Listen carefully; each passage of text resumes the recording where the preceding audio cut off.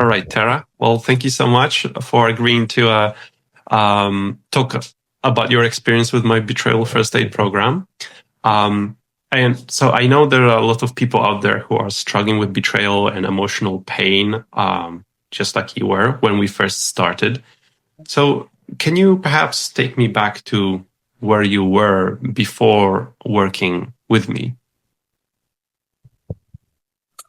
Um, yes, I had just been experiencing um, a few years of sort of shock and trauma um, of what ultimately I think is betrayal. And divorce is very difficult. So when you're in that shock and trauma, you're sort of in, for me, I was in like a freeze mode. Mm-hmm. And I really couldn't like rally myself in certain ways because just more Right. things kept happening, and it was almost just like repetitive trauma Mm-hmm. and just shock and confusion, betrayal. And so where I was that was probably a good couple years of that. And I just remember, I think I shared with you that I was at one point just really in the belly of the beast of shame, Yes. because I felt dumb.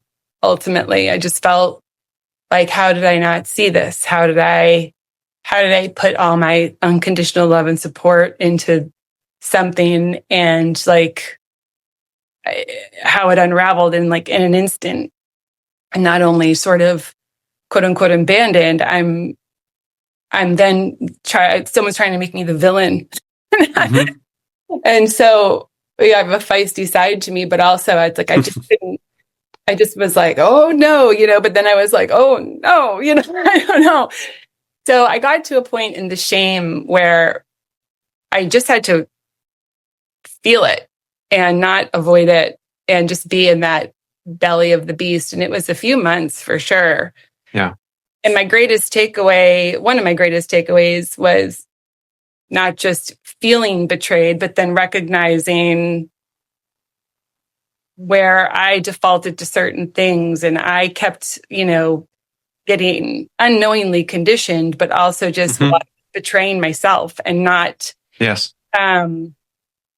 not realizing that I was. Mm-hmm. So then that's a Yeah. whole nother layer of shock, because you don't want to ever have to admit that to yourself. You don't want to have to admit that you were dumb or Mm-hmm. whatever. Yeah. And that's a beautiful realization to have as well. I noticed like people who are going through betrayal experiences with other people, whether it's their spouse or family members, betrayal comes in many shapes and forms, right? It doesn't Yeah. have to be just marital. And I've been noticing those beautiful moments when people sometimes realize, wow, I actually have been betraying myself by allowing my boundaries to be broken in, X, Y, and Z kind of ways. So that was a beautiful moment that you allowed me to share. Yes. And so at what point did you realize that our process was helping? Was there a moment where something clicked for you? Um, I honestly, I think it was the first hypnosis, the first day. Mm-hmm. Understanding that, and I'm paraphrasing, that hypnosis is really like a deep, deep, deep meditation. Mm-hmm. Yes. And if you just allow yourself to be present with you and what you're saying and just relaxing and letting go and allowing yourself to visualize and walk through with your direction, you're allowing yourself out. It's like you're allowing yourself outside of your situation, obviously. But you're really relaxed. And so Mm-hmm. Yes. when you come out of it, you go, oh, wow, I feel much more relaxed. Mm-hmm. And then that's one level of it. I'd say the second level is when I started to try to approach just regular tasks, because with that type of long-term shock and betrayal and trauma, as someone who's neurodivergent, the overwhelm, you don't know where to start. You don't know what to do. You're afraid to make the wrong choice. You have been conditioned to be in this mode. But then after that first session, I felt calm approaching whatever it was I had to do. It wasn't perfect, but it wasn't loaded like it had been. Yeah. And so I think that was like the twofold. It was during the first session, just the experience, but then it was the applying that even in my day-to-day routines of just like trying to get organized or something. It wasn't even anything that had to do with, the bigger, more challenging, issues that am dealing with currently. So it was more like, oh, I'm not overwhelmed just, doing the house chores, I'm like, I don't want to do it, or it's like, it's kind of a pain, but it's not like, oh, I'm so overwhelmed, I'm back into a freeze mode that I don't even know where to start or how to start. Everything was just more, my mind was calmer, my approach was calmer. And it was very clear, like right out of the gate. Wonderful. So that was your first week. So now that you've gone through the entire journey with me, how do you feel compared to when we first started? Oh, it's like that, what I just described times 10. Every week has been a different experience. And because I also listen to the recordings every day, it's like a healthy repetition to keep you in that really good, calm space. Yeah. And I think that for me, as I said, when I had to like approach things earlier on, I was very much conditioned to say, oh, I have to do X, Y, and Z for this big thing that I'm preparing for. But X, Y, and Z brings so much trauma, so much pain. Like, I don't want to do it because I want to avoid it. I want to avoid that feeling. Yeah.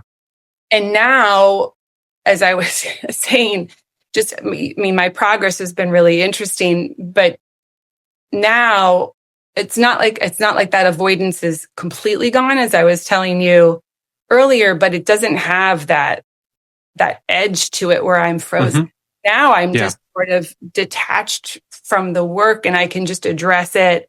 I'm still attached to the work, obviously, but I'm detached enough where I can just address it and keep going. And when I have to, revisit the things that are difficult or traumatic, or, I'm almost at this point just like chuckling. Where it's like almost, it's almost humorous, because you go, okay.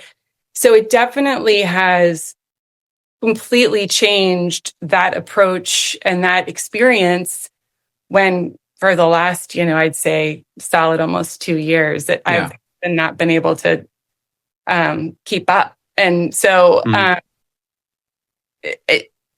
it's been so groundbreaking for me personally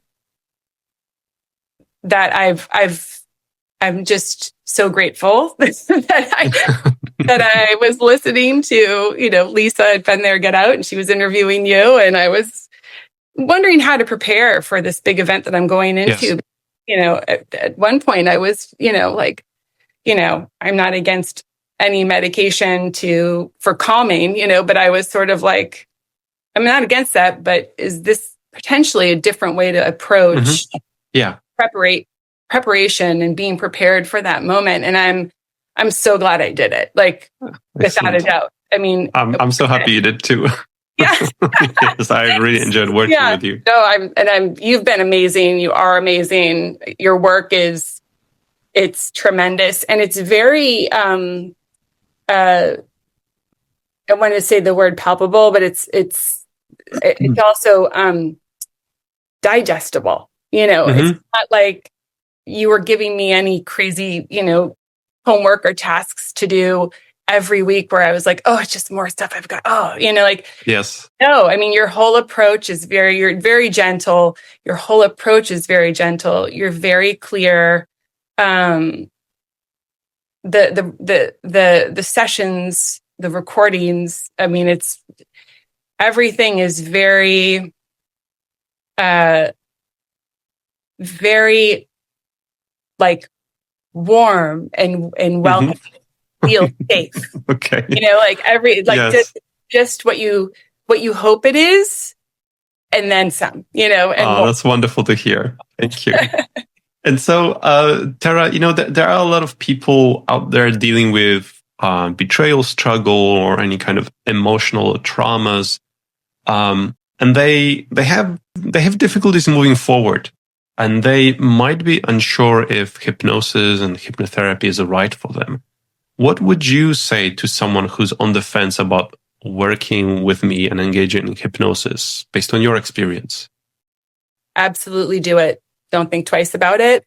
Just book the appointment. Okay. Yeah, no, I mean, the couple people that I have shared it with, I actually, one of my very good friends, when I think she had told me maybe ages ago, and I'd completely forgotten that she had done it, something with hypnosis for herself. And she said it was amazing. And so we had this moment talking about it and how really effective and wonderful it is. So I mean, I would say if you are at all at a place of confusion, trauma, betrayal, shock, and you don't, almost hopelessness, where you just like, I don't even know what to do at this point. I'd say call you right now. and get a consultation going, and then just book the session, because I also appreciated when I did have the consultation with you. You were clear about saying, I have this program and I think this amount will be good for you. And it wasn't like, oh, you have to pay a year. You have to I've been doing this for 8 weeks, and it's been transformative.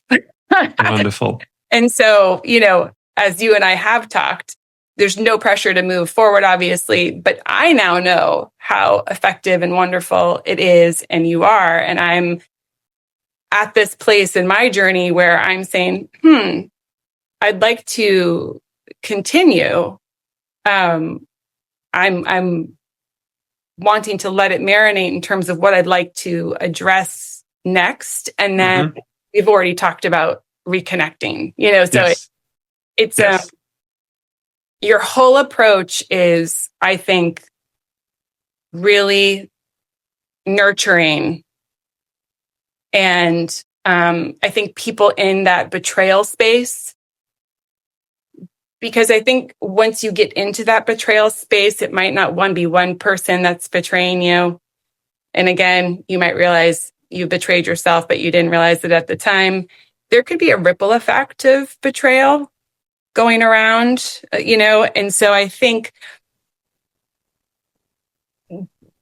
going back to your nurturing way and the gentleness of it completely counters that journey of betrayal. And I think people in that situation really need that particular element of nurturing, and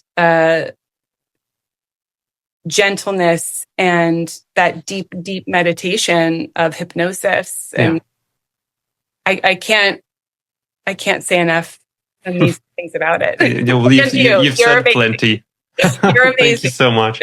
Well, Tera, these are all my questions I have for you.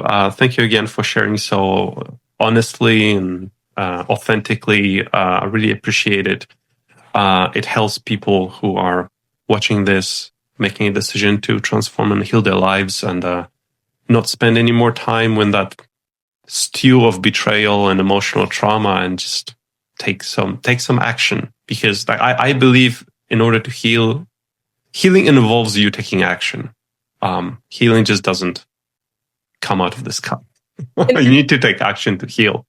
So hopefully this helps somebody make that choice. So I really appreciate you. Well, I appreciate you. And just again, to that point where when you are in that space, you do kind of feel frozen and you don't think you can take action, or you don't know what action to take. And that getting over that hump is really, really difficult. And that's why I absolutely say, don't think twice about this. It's a great, gentle, and potent action to take to get on board with. And all the more credit to you for breaking out of that freeze and making that, however small step of like reaching out and not giving up on yourself and deciding to go for this healing path. It might work out for me, it might not. I'm just going to try it because I'm worth it, and I want to honor that. And you've done amazing work. I'm so proud of you. Thanks. And I look forward to us reconnecting. I know, me too. I'm so excited. Thank you so much, Tera. All right, thank you.